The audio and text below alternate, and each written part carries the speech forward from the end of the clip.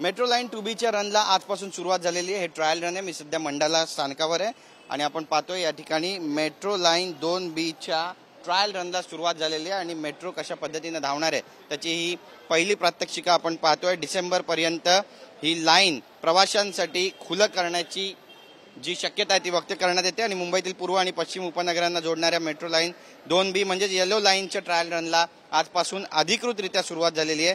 मुंबई महानगर प्रदेश विकास प्राधिकरण अंतर्गत उभारण्यात येणाऱ्या या महत्त्वाकांक्षी प्रकल्पाचा पहिला टप्पा हा 5.32 किलोमीटर लांबीचा असून मंडाळा ते डायमंड गार्डन चेंबूर दरम्यान 5 स्थानकांवर सध्या याची चाचणी सुरू झालेली आहे आणि या टप्प्यातील स्थानके मंडाळा, मानपूर, शिवाजीनगर, चेंबूर आणि डायमंड गार्डन अशी असणार आहेत। तर ट्रायल रनमध्ये विविध तांत्रिक प्रणाली, सुरक्षा यंत्रणा आणि प्रवासी सेवा सुविधांची कार्यक्षमता सध्या तपासली जाते। आपण पाहतोय बघा कशा पद्धतीने हे ट्रायल रन सुरू आहे आणि मेट्रो कशा पद्धतीने धावणार आहे, रेक कशा पद्धतीचा आहे ते सुद्धा आपल्याला या ठिकाणी पाहायला मिळते। भारतात बनवलेले अत्याधुनिक मेट्रो रेक्स वापरण्यात येणार आहेत आणि एकूण 38 पैकी 72 रेक्स आधीच MMRDAच्या ताफ्यात दाखल झालेले आहेत। या टप्प्यातील काम 95% पूर्ण झालं असून डिसेंबर 2025 पर्यंत प्रवाशांसाठी हा मार्ग खुला होण्याची शक्यता व्यक्त केली जाते। Platform screen doors, centralised track control, CBTC signalling system आणि स्वयंचलित भाडे संकलन प्रणाली सारख्या सुविधांनी सज्ज असलेली मेट्रो लाईन